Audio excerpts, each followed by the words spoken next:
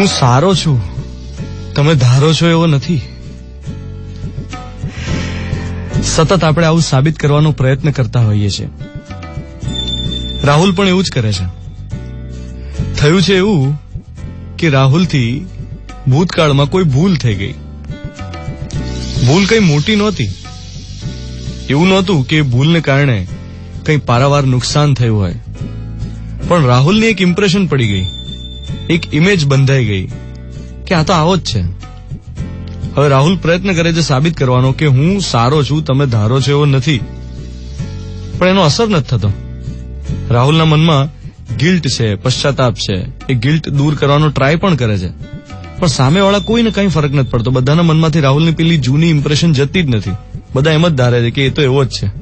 અને રાહુલ પ્રયત્ન કરે છે એવું સાબિત કરવાનું કે હું સારો છું, તમે ધારો છો એવો નથી. હવે રાહુલ શું કરે? સામેવાળી કોઈ વ્યક્તિને ફરક ના પડતો હોય તો એ શું કરે?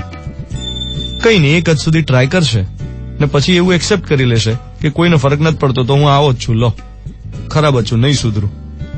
આ છે એક શક્યતા. અને બીજી પોસિબિલિટી કે કોઈને ફરક નથી પડતો તો શું થઈ ગયું, મારું મન તો જાણે છે ને કે હું કેવો છું. હું ભલે સારો નહોતો પણ સારો બની તો શકું જ, તો પ્રયત્ન નહીં મૂકું. આ બીજો અપ્રોચ રાહુલને વધુ સારો માણસ બનાવશે.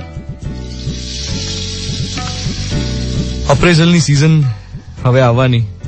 તમે તમારા બોસની સામે ઘણું બધું સાબિત કરવાનો પ્રયત્ન કરશો, પણ એ માને તો ને.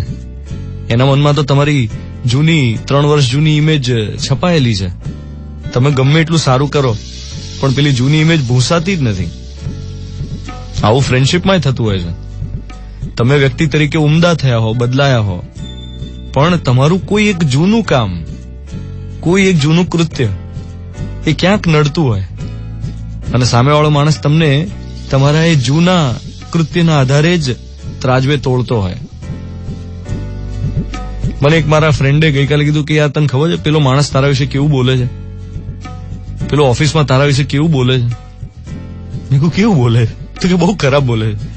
મેં કીધું અચ્છા, હવે હું એવી રીતે જીવવાનો પ્રયત્ન કરીશ જેથી પેલાના કહેવા પર બીજા કોઈને વિશ્વાસ જ ના આવે.